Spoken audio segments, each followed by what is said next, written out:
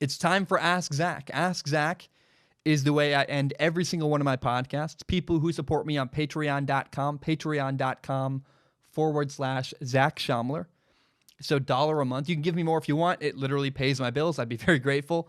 But for $1 a month, you get access to submit questions to me through Patreon. I only submit questions. I only accept questions submitted on Patreon, patreon.com. You can send me DMs. You can comment them on posts. But I only accept questions through there. And I will not guarantee that I read your question on the show, but I will guarantee that with my eyeballs, I will look at every single question submitted, and then the top couple questions I pick, and then I read them on this segment called Ask Zach. The first question I want to talk about, there's two of them, about the same kind of general idea, are from Patrick and Daniel. Patrick writes in and says, "Hey, Zach, as I am from Germany, I wonder what you think about international games. We used to have a few games in London every year, but now do you think the NFL should do more games in Europe, Australia? Do you think an international franchise would be possible? What are your thoughts on this? Greetings, Patrick." So that's Patrick. Daniel writes in and says, "Hey, Zach, first I wanted to say congratulations on hitting 100K. Thank you so much, man." Daniel says, "It's an immense milestone. However, I'm sure there are many more to come. I've been a subscriber for a while, and recently on Patreon. I have great memories last year of watching your podcast whilst on break at work. These always put a smile on my face and made my day better. So I'd like to thank you for all your hard work." Thank you, man. That means a lot. He says, "My question perhaps is not the most interesting. Would you like to see an NFL team move to an international location? Could you see this as a viable option in the future? And how do you believe it would affect the NFL? Discuss." He says, smiley face. Thank you, Daniel. Thank you, Patrick. I really appreciate you guys. And I'm very grateful for your support and for your questions. So I like the idea, by the way, of having an international team and having international games. My show is a great example that people all over the world, people like in Germany, like Patrick, are interested in American football, and the NFL has a very viable market overseas. Now, I think Europe is where they're talking about, there's a loophole in their question. Could I see a team working in Canada? Absolutely.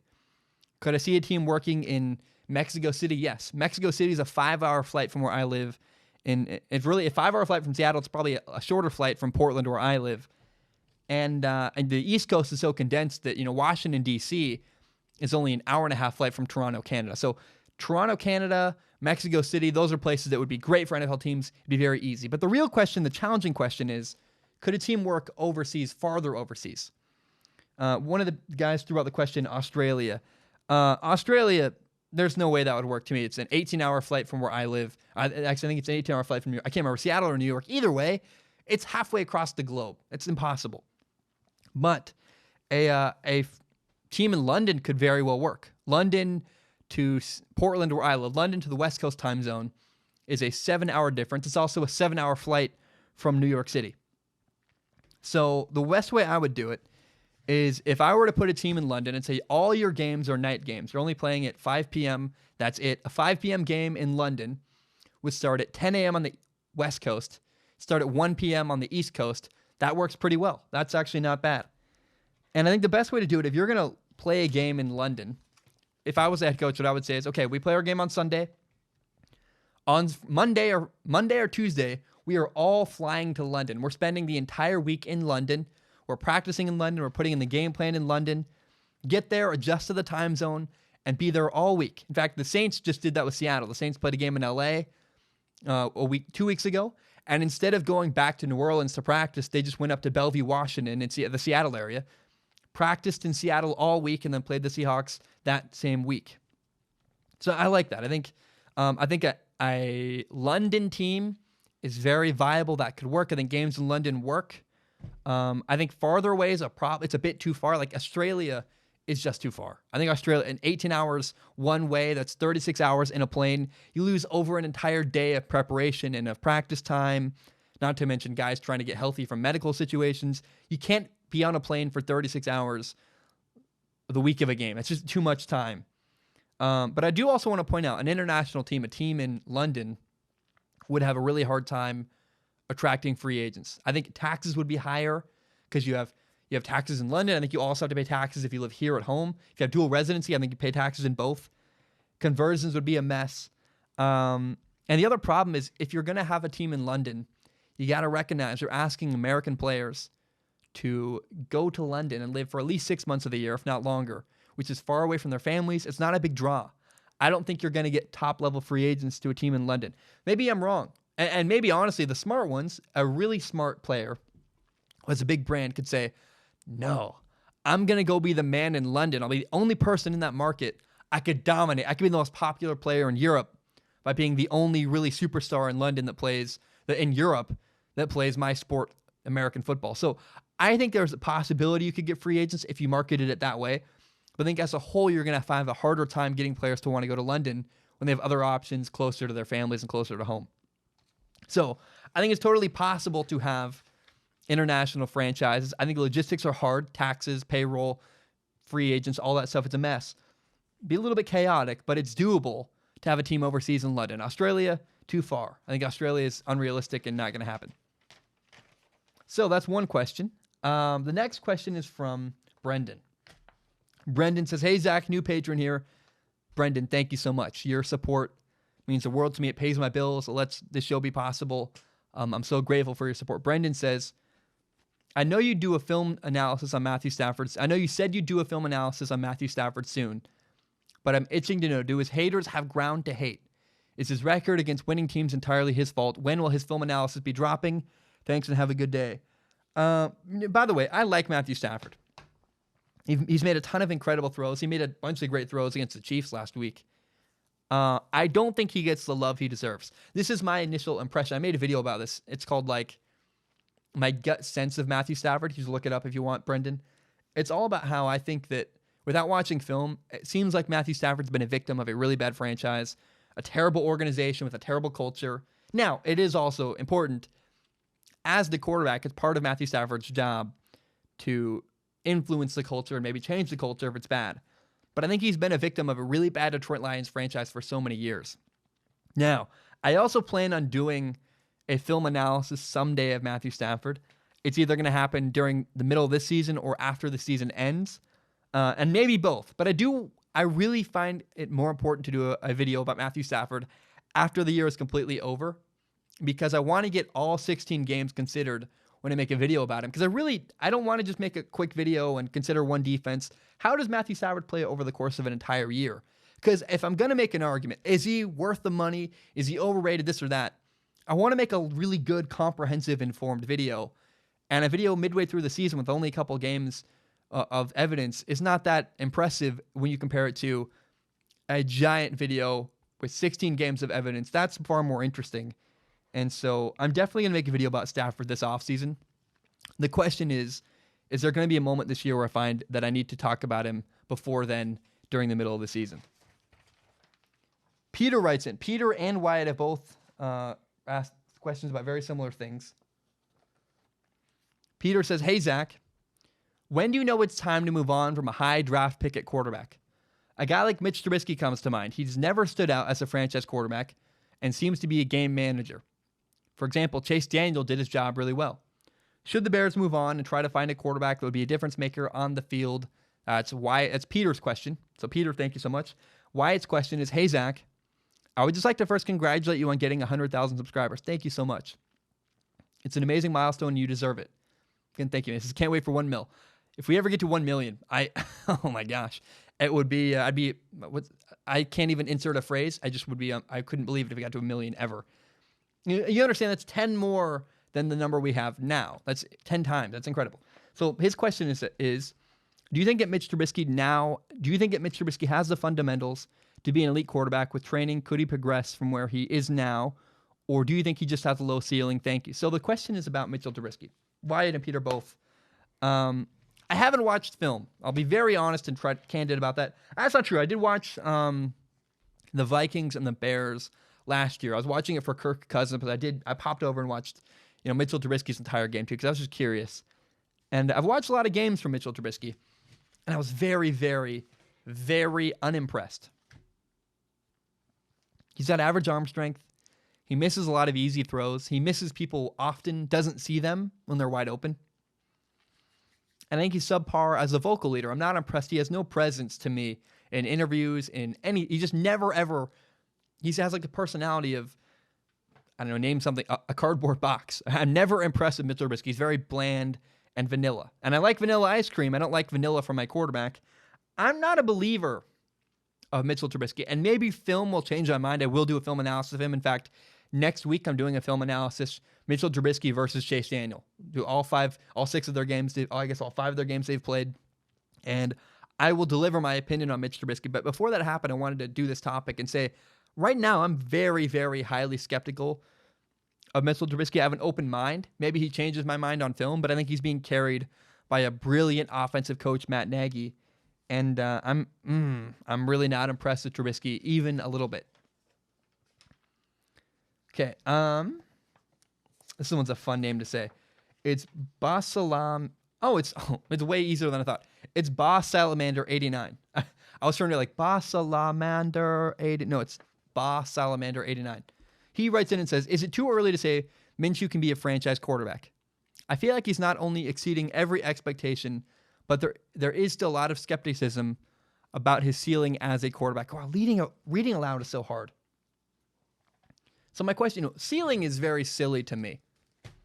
Tom Brady, for example, has a terribly low ceiling. He doesn't have a giant arm. He's just not physically impressive at all.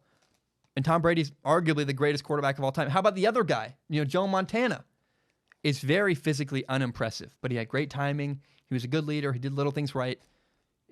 Playing quarterback's not about your physical ability. Now, it sure helps if you have a giant arm like Josh Allen or Patrick Mahomes.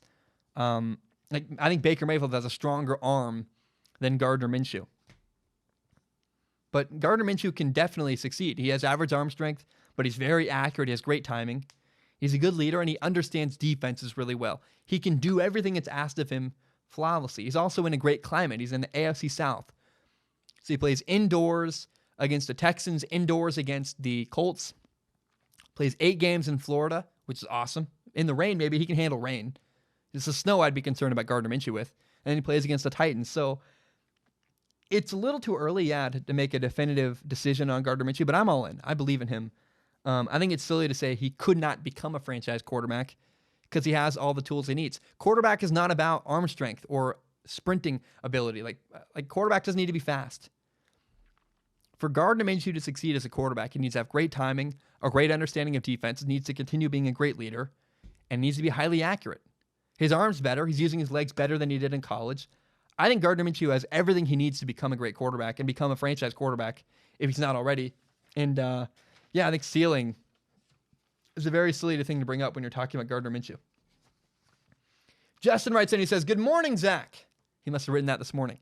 He says, "If you could win a gig doing commentary with Tony Romo, Jim Nantz, or Chris Collinsworth, then who would you choose and why?"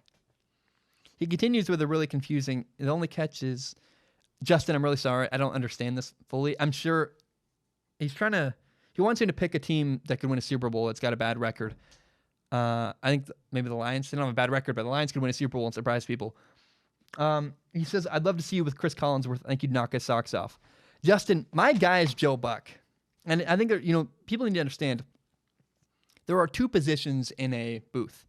You only need 2 guys, by the way. You don't need 3. I really, really hate when a broadcast has 3 guys on it because it's so unnecessary. And it doesn't work. To me, you don't need 3 guys. So there are 2 positions in a broadcast booth. One of them does play-by-play. The play-by-play guy describes what is happening as it happens. Those are guys like Joe Buck is a great play-by-play announcer. Then there's color commentary. That's my position. So I analyze and break down the game. So instead of saying, the 40, the 50, my job is after the touchdown happens to go, here's why that happened. And here's a little bit of information and opinion and offer some insight and entertainment as to why that happened on the field in the game. So of the people you listed, the only person I could work with is Jim Nantz. I mean, look, I could work with Tony Romo, but you need a guy doing play-by-play. And Jim Nantz is a play-by-play guy. Tony Romo is a color analyst. I'm a color analyst. And so, Tony Romo and I play the same position.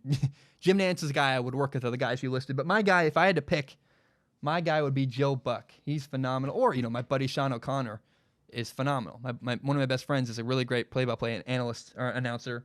It'd be fun to work with him. So there's analysts on one side, play-by-play on the other. I actually want to go on a tangent from here. While I'm on this topic, I had breakfast with my dad yesterday, and he told me I should make a video describing my approach to color commentary. I agreed with him because my style is intentionally unique. I'm not trying to be like other broadcasters. I think it's very important that I be totally myself. And I'm not trying to be professional. And I'm not trying to be unprofessional either, but I'm trying to make it seem like when you're watching a game or listening to a game I broadcast, I want the viewer to feel like they're in my living room with me.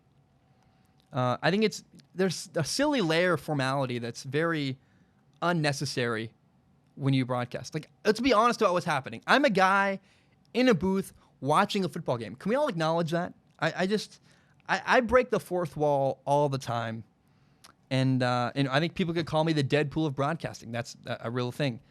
I also, without the cussing, of course. So there's a couple things I said there that are important that you might not know the meaning of. I said the words color commentary. I said the words breaking the fourth wall, and I talked about Deadpool. So number one, color commentary is when there are two guys in a booth. One of them does play-by-play. The play-by-play guy describes what is happening as it happens. The 40, the 50, or the quarterback looks left, he throws to the right. He's the guy, the play-by-play guy describes the play. When the play is over, then the color commentator comes in and gives their analysis of the game. I'm the color commentator. That's me. You try to explain what's happening and why. You try to do it in an entertaining way. You want to analyze football. Most of all, the most important part is provide entertainment and information. Teach people a little bit about football so they can walk away from a game going, oh yeah, you feel a little bit smarter, I hope, when you watch me broadcast a football game. You want to teach people a thing or two. That's very, very important. And so breaking the fourth wall, that's breaking the fourth wall in Deadpool. I say that kind of sillily. If you watch the movie Deadpool knows he's in a movie. That character talks directly to the audience. He's like, I'm in a movie. I'm going to talk to the people watching the movie in the theater. And so again, I'm the guy who you know who I am. I'm in a booth watching football. And so I acknowledge that. I talk directly to the audience. And I don't understand why people should pretend. Like, why pretend, right? I love football. I'm here. Join me watching a football game. And I really believe when I talk about football, my passion comes through. I love it. I love the game of football. And I think being myself is far more important and more entertaining than trying to be this formal guy, suit and tie. I'm not that guy. I think I just totally try to be myself, and I hope that comes through on camera. I'm so proud of that Washington State-Utah broadcast I did. If you go listen to the last hour to 45 minutes of it, the game is over. It's a blowout. Like, Utah's kicking the butts of Washington State. But I think we made the game interesting even though it was a blowout. And so I'm really proud of that broadcast. And I think I can hold viewers even if a game is totally over. There are two other final things I want to talk about in my approach to broadcasting. One is that when I make a claim, I try to back it up with an explanation. I don't just say, this guy's a good receiver. Because a lot of analysts do that. They say, this guy's a good receiver, and they leave it at that. No, I try to say, okay, no. Aesop Winston Jr. is a good receiver because he's really good at working on the skills he needs to work on. He's not physically the most gifted receiver. He's not the tallest. He's not the fastest. But you can't control that. The things he can control, Aesop Winston Jr. has done a great job controlling. He runs great routes. He's got good hands. All the skills he could develop by working on his own, he has. I respect Aesop Winston Jr.'s work ethic. That's why he's a great receiver. My point is, if I'm going to give you a statement, this guy's a great receiver, this guy's a good quarterback, I can back it up with real, actual information behind it. Why do I believe that? So many broadcasters so often make claims, and guess what they don't do? They don't provide a reason for the claim. They don't provide a reason for the thing they believe. I do that. And all I'm doing in a broadcast, this is the second point I wanted to bring up, is that all I'm doing is what I wished announcers had done my entire life. I've always watched announcing and gone, why are they so formal? Why don't they break the fourth wall? Why don't they teach people a little more football? Why are they talking in such hard terms to understand? And so that's my approach. I want to teach people the game of football. I want to have fun doing it. I want my passion to come through the screen. I want to explain my statements. I'm not just going to make a claim and then not back it up with any examples or anything else. And so that's my approach to being a color commentator. I think it's really important. I love the job, and I want to do more of it. So I wanted to make this video to explain I'm a little bit different than the traditional color analyst, and there's a reason for that. I'm totally myself, and I think it's very important to keep doing that and keep being myself. If I ever make it, I want to do it my way, being myself the way I believe in. I never want to conform and try to, be this really formal, stick in the mud, boring. I'll never be the boring commentator. I promise you that. I might not be what you want. I might be too informal, but I will always be fun and informative and completely myself. And that's what I can live with. And that's my approach to color commentary. Okay, Ed Boy wrote in. Where is I lost all my papers. I went way off script. Ed Boy wrote in and said, on Josh Rosen, do you think he's showing enough to be the guy the Dolphins build around? Or do you think the Dolphins still need to draft a new quarterback before they can start being productive again? Says, quotes, Dolphins fan here. I really think he's certainly good enough. Josh Rosen's certainly a good enough quarterback to be the man in Miami. The question is his leadership. The Dolphins suck. And when you're a bad team, you learn a lot about the character of your quarterback. I think we'll be able to answer better whether or not Josh Rosen is the guy at the end of the year. But I want to acknowledge this question, Ed Boy, because I think it's important. I will make a video, of course, whether or not Josh Rosen should be kept around in Miami. I think it's good that he's playing, by the way. We get time now to evaluate Josh Rosen, to learn what he's like as a quarterback, to evaluate him not only as a player, but also as a leader. And at the end of this year, I'll be able to answer that question, whether or not Josh Rosen is the guy in Miami. Right now, I don't know. And right now, no one will know. The Dolphins are still trying to figure that out. But leadership is the most important key right there.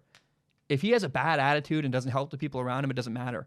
Leadership is what will make or break Josh Rosen, and will make or decide whether or not he's the guy long-term in Miami. Caleb writes in. Caleb says, hey, Zach, I hope the Pacific Northwest is treating you well. Caleb, by the way, is one of my biggest supporters. He's one of my earliest Patreon supporters. He's really helped me a lot early on. He's a great dude. He says, I want to ask about the MLB playoffs now that the play-in games are done. What matchup should I be looking for in the ALDS/NLDS? Should I bother getting a ticket to see the Tampa Bay Rays? One, I hate that ALDS Game 1 happened today at noon. Noon on a Friday, you got the Rays and Astros. It's weird. I don't understand. And the problem with the MLB playoffs right now is that baseball is constantly up against football.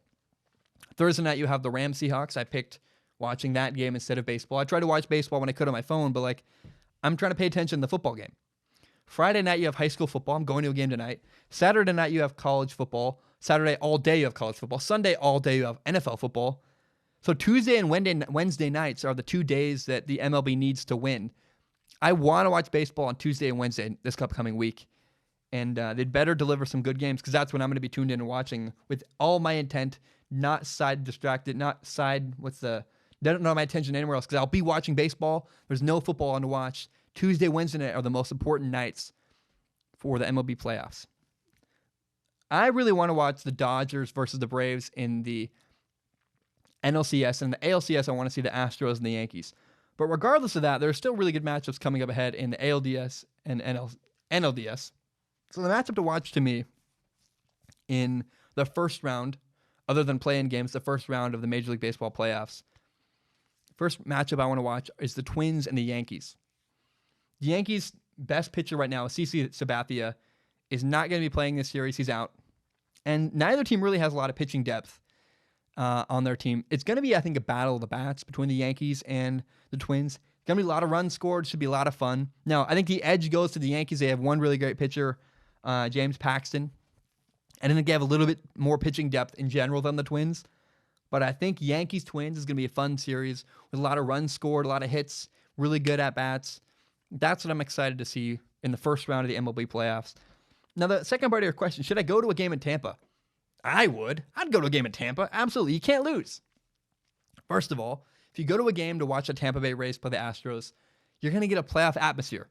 That's fun. Second is the food. Hot dog, beer, playoff baseball. Enough said. I really, seriously, I love a beer and baseball. It goes so well together, being in a ballpark. And then finally, if the Rays get annihilated by the Astros, right? It's very possible that the Rays and Astros is not a competitive series, at least you get to see the Astros play live. You get to see the Houston Astros, which might be the best baseball playoff roster we've ever seen, play live. And for the memory and for the being able to say that sentence, I got to watch the Astros play live. That's enough to me. Of course, if I live in Tampa Bay right now, I'm going to a Tampa Bay Rays game to watch. So that's how I answer that question. Look, you might not get a victory from your hometown team, but I think you'll have a good time. Playoff baseball is the best. Beer, baseball, really good, talented team coming to town. I'm there absolutely. The next question is from Alex. Alex says, how do you feel about the 0-4 NFL? So he means the 0-4 NFL teams. Which do you think is going to win first, and which do you think could turn around their season? Who could win first? Not the Redskins. They're playing the Jets. Oh, boy. Well, I think two play each other this week. The Bengals and somebody. I think maybe the Bengals and the Broncos play each other this week. Point is, I think the Jets are the only team with a chance to really turn their season around. They're winless because their quarterback is out. Sam Darnold's coming back very soon, and they're lucky they had a bye week, so they got to survive a little better without their quarterback. They're only 0-3, by the way. Now, they do not have Sam Darnold this Sunday. That's a big problem. But when their quarterback, Sam Darnold, comes back, the Jets, of all the teams that haven't won a game yet, the Jets could be in the best shape. Now, they're all awful. Like, every team that hasn't won a game yet is pretty bad. The Bengals are terrible. They have a bad quarterback. They're injured. They have a bad defense. The Dolphins are tanking. The Broncos consistently find a way to lose every single week. They have a bad quarterback. They lost Bradley Chubb, their first-round draft pick last year, or defensive end. He's got a torn ACL. The Redskins are trash. Their rookie quarterback, Dwayne Haskins, apparently they might not even want him. There's rumors that their coach is like, we're good. The Cardinals are not terrible. They could win a game first, but they have a young quarterback. They're still learning. And, they play way too much man coverage. Every single team that hasn't won yet is really bad. And of the 0-4 teams, the Broncos, the Redskins, the Dolphins, and the Bengals, I'm pretty sure, if I look at my notes, I'm pretty sure that the Dolphins and Bengals play each other this week. Am I crazy? The Cardinals and Bengals play each other this week.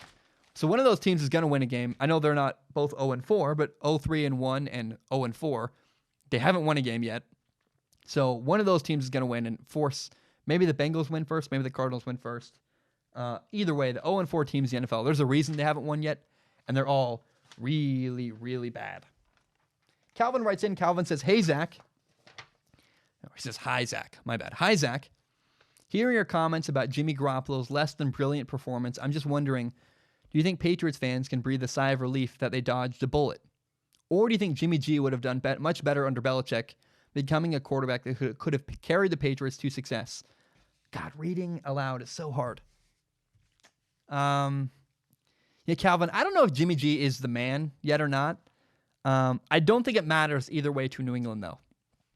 At the rate that Tom Brady's playing, Jimmy Garoppolo would still be on the bench. He would have never played. I mean, it didn't make any sense for the Patriots to keep him. Whether Jimmy Garoppolo's a franchise quarterback or not, to have a franchise quarterback on the bench and not trade him away to get value for him would be very, very silly. And it's very clear to me that the only way Tom Brady is going to leave New England is on his terms when he wants to. Whenever he decides. Again, if the Patriots had Jimmy Garoppolo, he wouldn't have played at all in the last couple of years. And so I think the Patriots need to keep drafting quarterbacks so that whenever Brady decides he's done, they have one who's ready. That's why they keep drafting every year they draft one. They're trying to be ready. Like Jarrett Stidham's their guy right now. They're trying to get ready in case Brady decides to retire after this year. But I don't think it's going to happen. What will not happen to me is they're not going to bench Tom Brady. They're not going to replace Tom Brady while he's still on their roster. Brady's going to make that call himself, and whenever he's done, then the Patriots will replace him. But I think the Patriots had a chance to build around Jimmy Garoppolo, and they decided, nah, we're good. And that told me, the direction of this franchise is completely behind Tom Brady, and they're going to let Tom Brady make that call whenever he's done to retire and with dignity, because he's the greatest of all time, in my opinion, and they're not going to force him out. He's going to leave on his own accord. The final question is from Jaeger. Jaeger, I'm going to call him Jaeger. Jaeger writes in and says, after that novel, Jaeger wrote me a really kind, long message. I didn't mean to leave that in here, but he says, he was very kind to me in a Patreon response. I do have a question for Ask Zach.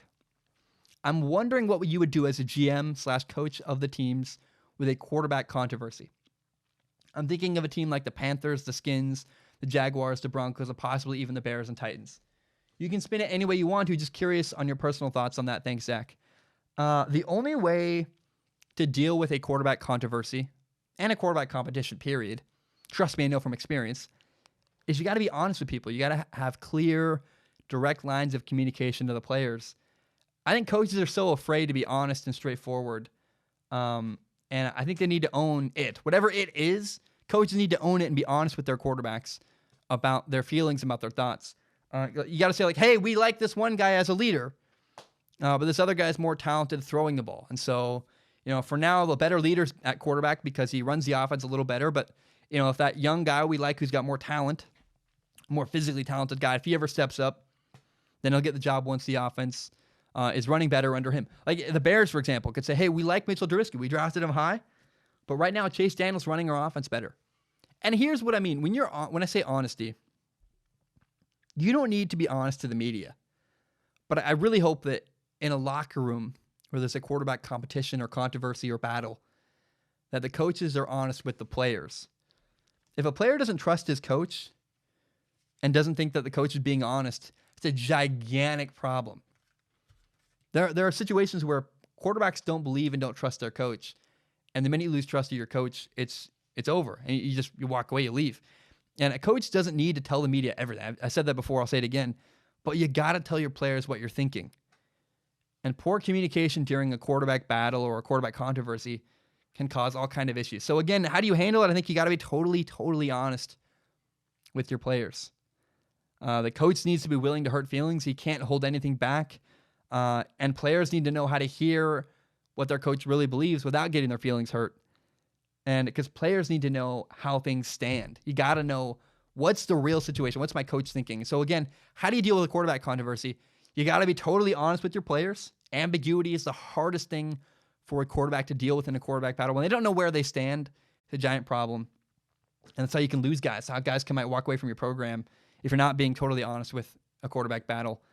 And if you're a general manager, I think the team, the locker room needs to understand, is this our guy? What are the coaches thinking? You got to just be very clear and honest. You don't need to tell the media anything, but I hope behind the scenes in a locker room, if there's a quarterback battle, that coaches are being really honest and open about their thoughts and their feelings in a quarterback controversy. Guys, that's Ask Zach. Thank you so much. And I'm excited for next week.